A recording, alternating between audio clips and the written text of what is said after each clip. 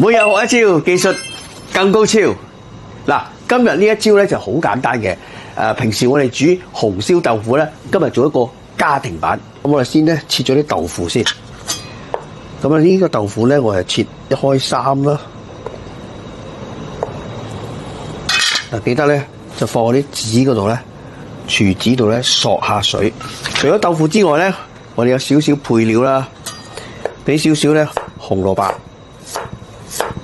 俾幾片薑片啦，俾幾片蒜頭。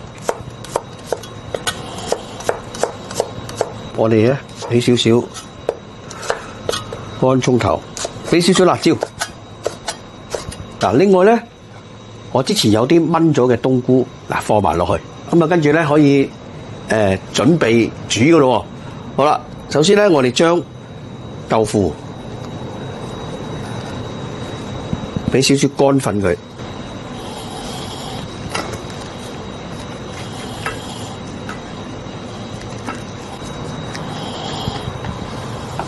咁我哋準備可以煮啦。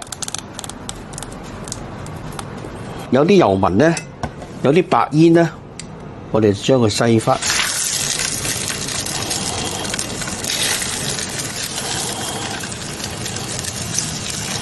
跟住咧，我就慢慢煎到佢咧金黃色，入邊咧煎到金黃色咧，我哋就可以將佢反噶啦。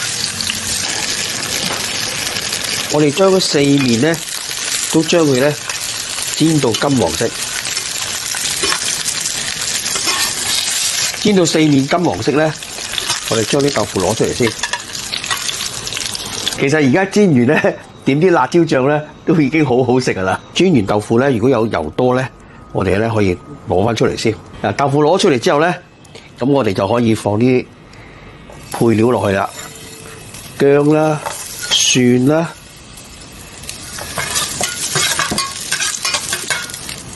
紅蘿蔔片啦，好啦，仲有啲辣椒啦，好香。好啦，跟住咧，嗱，我有啲炆好咗個冬菇嘛，放埋落去。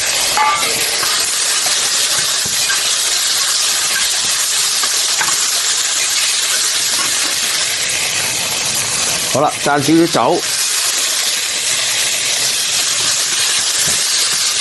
好啦，可以加少少水啦。好啦，加翻啲上湯落去。跟住咧，我哋可以將豆腐咧放翻落去，俾少少鹽、糖、蠔油、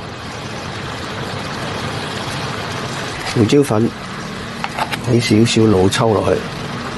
我哋俾佢燜一陣間，細火，加翻個蓋，咁啊燜佢咧3-4分鐘就 OK 噶啦。